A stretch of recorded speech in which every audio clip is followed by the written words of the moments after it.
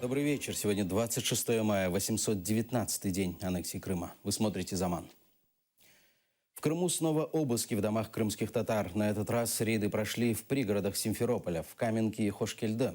Тимура Османова после обыска увезли в Центр по борьбе с экстремизмом. Также обыски провели в домах его компаньонов по бизнесу Хайсера Халилова и Артура Халтаева.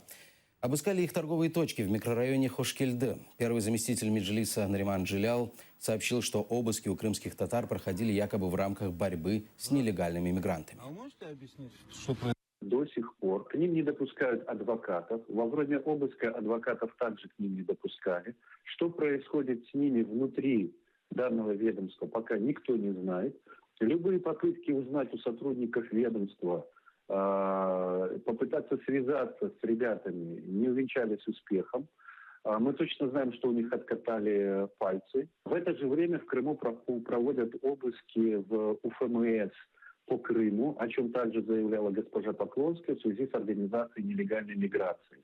На территорию центра также были доставлены около 2 десятков граждан Узбекистана, которые якобы незаконно и нелегально находятся на территории Крыма. И у нас есть подозрение, что все эти события силовые структуры пытаются увязать в нечто одно общее. То есть наших ребят троих также пытаются сделать, не знаю, свидетелями, соучастниками, обвиняемыми или как. Пока что мы даже не можем знать, какой статус им определили про силовики, в некое одно целое.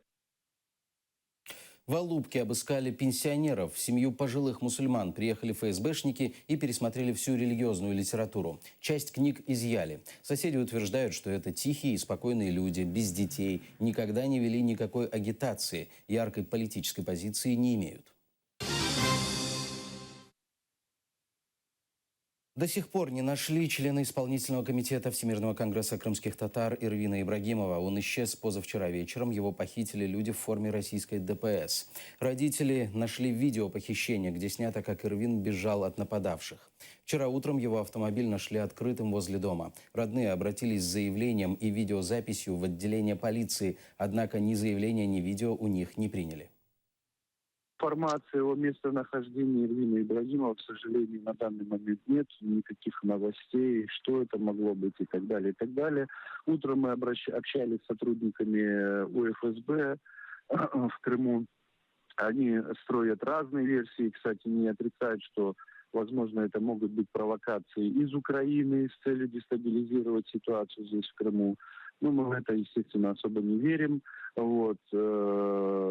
Уверяют нас, что задействованы все возможные силы на то, чтобы искать Эрвина Ибрагимова, но они сами не имеют представления, кто и зачем мог его похитить. И как нам стало известно, сегодня сотрудники ФСБ прибыли осмотреть брошенный автомобиль Эрвина.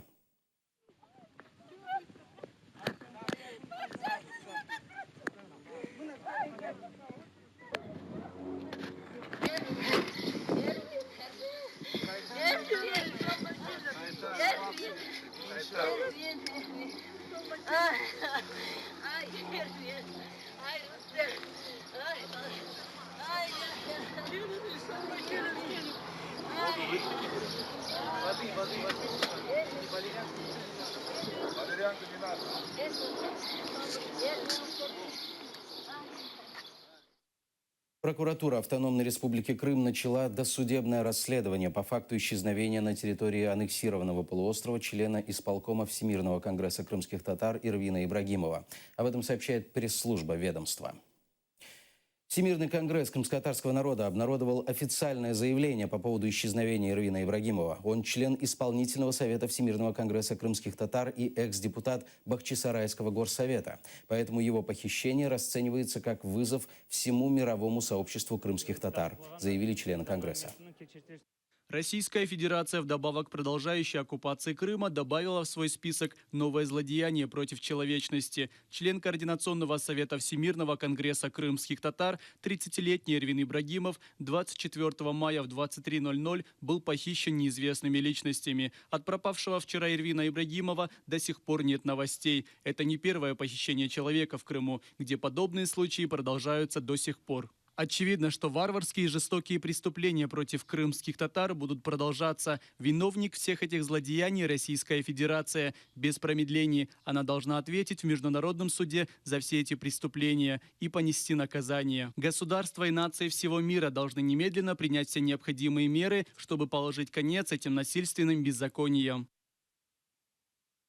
Председатель Меджлиса крымско-татарского народа Рифат Чубаров выразил свой протест относительно исчезновения Эрвина Ибрагимова. По мнению Чубарова, это часть тех репрессий, которые ведет оккупационная российская власть против крымско-татарского населения полуострова. Эрвин Ибрагимов подвергся нападению целенаправленному. Есть видеокартины. Предыдущие более 20 таких похищений заканчивались очень плачевно. Некоторых мы нашли убитыми, со следами пыток. Доля остальных, судьба нам неизвестна. Будем все здесь молиться за то, чтобы нам снова увидеть Эрвина. Конечно, это целенаправленное действие, направленное на устрашение крымских татар. Мы очередной раз будем обращать внимание международного сообщества, что ситуация в Крыму все более ухудшается. И в том заявлении, которое вчера принял Меджлис крымско-татарского народа, каждое преступление, совершаемое оккупантами в Крыму, должно немедленно реагироваться международным сообществом в виде усиления санкций и большей политической изоляции России. Мы будем этого добиваться. Заместитель председателя Меджлиса крымско-татарского народа Ильми Умеров дал подписку о неразглашении материалов следствия. Об этом он рассказал после допроса в управлении ФСБ по Крыму в Симферополе. Он предупредил журналистов, что в связи с распиской до начала суда будет сдержаннее рассказывать о материалах по своему уголовному делу. 12 мая оккупационный прокурор Крыма Наталья Поклонская сообщила, что следователи управления ФСБ возбудили против него уголовное дело по статье об экстремизме. Сегодня были следственные действия, связанные с фотопортретной идентификацией того, что я участвовал конкретно в этой телевизионной передаче. О том, что это я, будет проведена экспертиза. Кроме этого, я сегодня дал подписку о неразглашении материалов следствия. Поэтому, наверное, как бы для журналистов скажу, до начала суда будем немножко сдержаннее давать материалы по моему уголовному делу. Первый заместитель Меджлиса Нариман Джилял подал апелляцию на запрет Меджлиса. Решение должен принять Верховный суд России. Джилял утверждает, что Меджлис не является общественной организацией, поэтому Крымский суд не имел права рассматривать дело о его деятельности. 13 апреля российская прокурор Крыма Наталья Поклонская приняла решение о прекращении деятельности Меджлиса крымских татар. Минюст России 18 апреля добавил Меджлис крымско-татарского народа в перечень организаций, деятельность которых приостановлена из-за экстремизма. 26 апреля Верховный суд оккупированного Крыма запретил Меджлис крымско-татарского народа.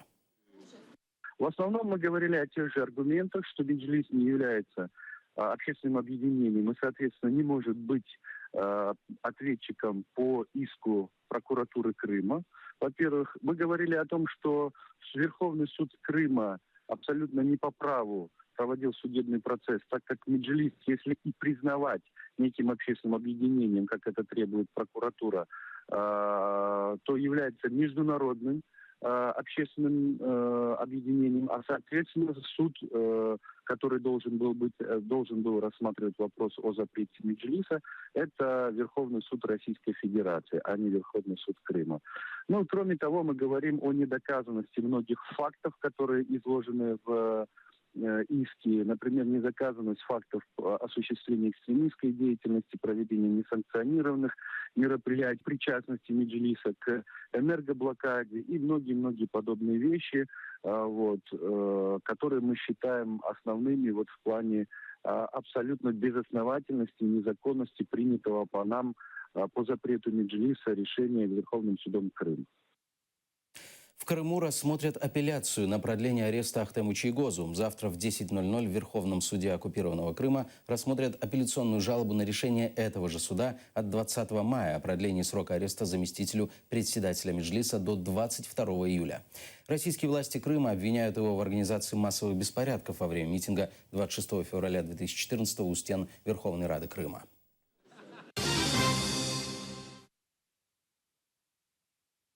Служба безопасности Украины запретила Михаилу Горбачеву въезд в Украину сроком на 5 лет. Президент СССР в интервью изданию The Sunday Times заявил, что считает правильным решение Владимира Путина о присоединении Крыма к России. По его словам, в аналогичной ситуации он поступил бы так же. Это уже не первое заявление Горбачева о принадлежности Крыма к России. Крым – это наша история, это наша кровь и пот. Это то, что мы создали и открыли, это ясно. Чья наша? А? Украинцы считают... Российская. Делом против Надежды Савченко Россия хотела прикрыть авантюру с Крымом. Об этом заявил ее адвокат Николай Полозов. Другой адвокат Савченко Марк Фейгин убежден, что украинские СМИ сыграли одну из ключевых ролей в ее освобождении. И это может повлиять на освобождение других заключенных в России, в частности, крымских политзаключенных. По Конституции Российской Федерации Россия не вправе выдавать своих граждан другим странам, даже если эти граждане обладают двойным гражданством, что в России допускается. В целом, в отличие от преследования граждан Украины в России, в Крыму российская власть сосредоточилась на преследовании граждан Украины по этническому признаку. Вот сейчас очень важно, на мой взгляд, сконцентрироваться на этой проблеме. На проблеме Крыма, на проблеме преследования украинских граждан, крымских татар в Крыму. И эту проблему надо поднимать на самый высокий уровень. Генеральный директор крымско-татарского канала АТР Ленур Ислямов дал показания по делу бывшего депутата Верховного Совета Крыма Василия Ганыша, которого обвиняют в государственной измене. На заседании суда побывала наш корреспондент Эльвина Сидбулаева. Я присягаю, что буду говорить правду, ничего кроме правды. Вы знаете, по какие справе судить? Конечно. Показания по делу экс-депутата Крымского парламента дает генеральный директор АТР Ленур Ислямов. Тогда он был исполняющим обязанности вице-премьер-министра Крыма. Вместе с Ганышем был в сессионном зале, когда принималась российская конституция. Ислямов заявил, во время голосования в зале Ганыша не заметил. Я его лично не бачил, но я знаю, что депутаты были там. Я его лично не помню. Видел вот это голосование, видел, что все депутаты, которые там были, они все проголосовали за. Это я видел на табло. Как они поднимали руки, я не смотрел. Но табло говорило о том, что все проголосовали. Пам'ятаєте, лунав у приміщенні Верховної Ради Автономної Республіки Крим гімн Російської Федерації? Ну, конечно. Коли це був момент? Ну, во-первых, открытие было гимн, да, открытие было гимн, и, по-моему, закрытие тоже был гимн, да. Адвокат обвиняемого не доверяет свидетельству Ислямова и считает заангажированным.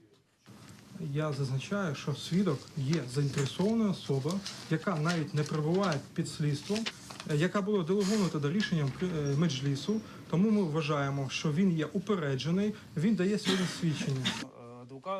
Обвиняемый в государственной измене Василий Ганыш признает, был в сессионном зале 11 апреля 2014 года. Очередной раз настаивает, в принятии российской конституции не голосовал. Я не приймав участь в голосуванні, тому що 6.03, я вже це неодноразово говорив, я здав свою електронну картку. В приміщенні були ви? В приміщенні, звичайно, був. 11.04 в приміщенні Верховної Ради я заходив. Участі в голосуванні я не приймав, я не міг приймати фізично. Суд длится почти год. Задержали Василия Ганыша в прошлом году, 28 апреля, при выезде из оккупированного полуострова. Его подозревают в участии голосования за проведение псевдореферендума, принятие российской конституции и в баллотировании в местных оккупационных выборах. Следующее заседание по делу Ганыша состоится 3 июня. Эльвина Сидбулаева, Эльдар Исматов, Заман, АТР. К другим новостям. В Виннице стартовал второй международный литературный фестиваль «Интермеццо». В этом году он посвящен мотивам крымских новелл Михаила Коцюбинского, истории и нынешней ситуации полуострова. Открыли фестиваль выставкой Мустафа Джемилев «Несгибаемый борец за свободу прав человека». Это проект Польского института в Киеве, представляющего фигуру Мустафы Джемилева, лидера крымско-татарского народа, советского диссидента, как несокрушимого борца за права своих соотечественников. Перша нагорода треба, щоб це отримав якраз пан Мустафа Джемілов за свою діяльність, за те, що він постійно захищає кримсько-татарський народ, але до того, що він діє як людина, яка просто бачить і хоче добитися демократії не тільки на території України, але й інших країн, і знає, як це робити. Як я вже казала, коли ми відкривали цю виставу, він виражає силою свого духа і волі. Я не випадково сюди прийшла. Я беру участь у літературному фестивалі «Інтермеццо», але я дуже тішуся, що мені пощастило приїхати в той день, коли я змогла потрапити на виставку фотографій, присвячених діяльності Мустафи Джемільова. В університеті на парах навіть з української літератури, історії української літератури у контексті шістдесятництва згадуємо поряд з ім'ям В'ячеслава Чорновола, Петра Григоренка і ім'я Мустафи Джемільова. Це дуже яскрава сторінка в истории Украины. На этом пока все. Хорошего вечера. Будьте с нами.